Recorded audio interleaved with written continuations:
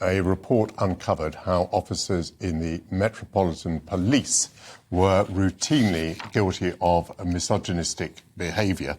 The Louise Casey report was commissioned after the kidnap, rape and murder of Sarah Everard by a serving police officer.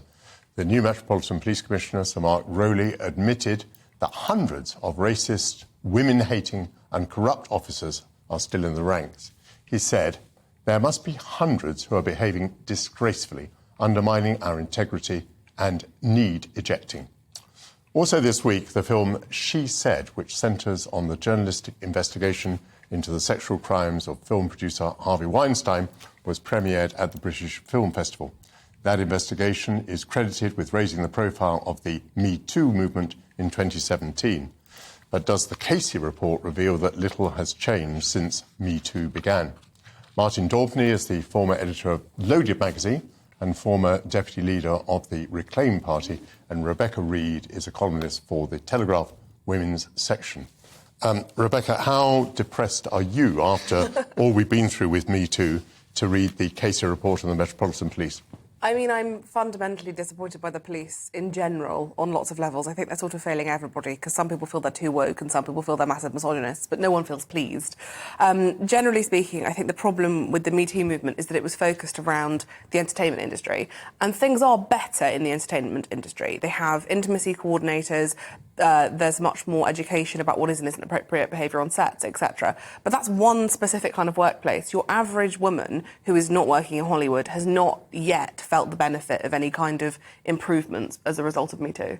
I'm not sure if I've quite grasped you. You say there have made improvements there, but people haven't necessarily felt the benefits. And just to extend that, I assume that many organisations, such as the Met, have put new processes in place.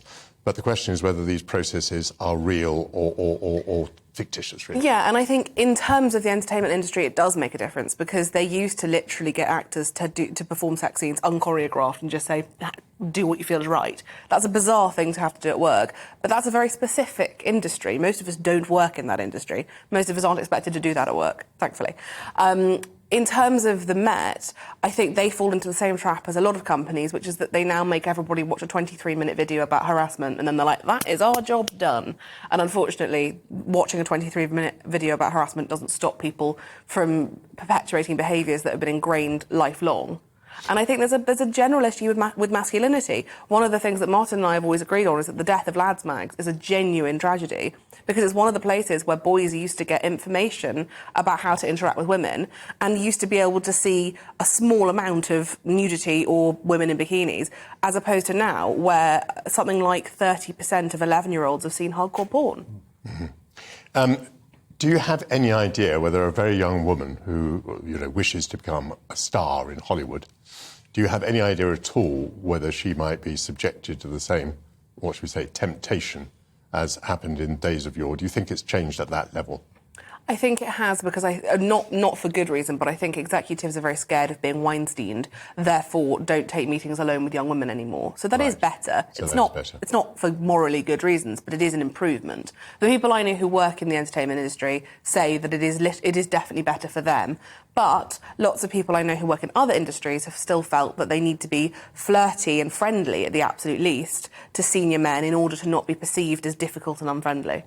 Martin Daubney, Rebecca's kind of trailed your views. What is your perspective on this? Well, the Me Too movement was a watershed moment for masculinity, men in general. Been under attack for a long time in the media. Toxic masculinity was taken as fact, that all men were poisonous, it was just waiting to happen. Patriarchy, white privilege theory. These are things that kind of benefited men at the top, but had very little trickle-down effect to ordinary working-class lads, the sort of guys who used to read Loaded magazine. And when the Me Too moment broke, Weinstein was the perfect bogeyman, a multimillionaire, very powerful, abusing his position to take hold of vulnerable women, much more disadvantaged than him. And then what happened next was something we didn't predict. First of all, at the time I was doing lots of talks in schools about the impact of pornography on young men. I spoke to about 45,000 teenagers all across Britain, from like Eton to schools behind barbed wire in Woolwich, and lads were the same. They were feeling overwhelmed by this stuff and feeling pressurised to perform along those lines. But overwhelmed and pressurised by pornography. Yeah, feeling that they themselves were feeling inadequate. And it wasn't the script that was in the media. David Cameron, the Daily Mail, was saying that this was programming men to be predatory and damaging. It wasn't happening. And so what happened also next, you're right, is that powerful men, a report came out called Powerful Men Are Now Hiding Behind Open Doors. So in the workplace, men were afraid to be alone with young women in particular, and this went right to the top of like the White House. Their reports were coming out that young interns were being held back because men were reluctant to mentor them. So it had all sorts of profound effects. In many ways, it was a great recalibration of things. Obviously, there's still work to do if coppers are still getting caught out on their WhatsApp groups. But I do think, I have to say, I think men's behaviour is much more improved than it was before. And do you have any evidence for that? Well, for example, Rose McGowan, who was one of the chief whistleblowers, I once spent a few hours with her. I was on the Jeremy Vine show with her, and she was saying she felt things had got better, things more out in the open. And when I told her about the stuff I was doing, talking to young men in a non-judgmental way, not like the everyday sexism movement, which was saying, you're all problems, you've got to change. And what was happening there, I was oftentimes speaking to the parents of teenage boys in particular who were withdrawing altogether from relationships. They were feeling that the world was dangerous. We were seeing the rise of men going their own way, which became like the incel movement. And these weren't necessarily predatory men. They were men who were afraid. They didn't know how to interact with young women. Do you think it's a bad rule if a man and a woman are not alone in a room? I mean, at least it provides some sort of guarantee. Are we losing much if that's a rule in most places?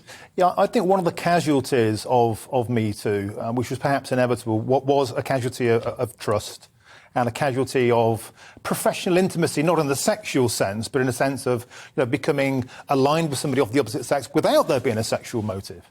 And I think that was a real shame. I think it was a real shame, one of the casualties of that war.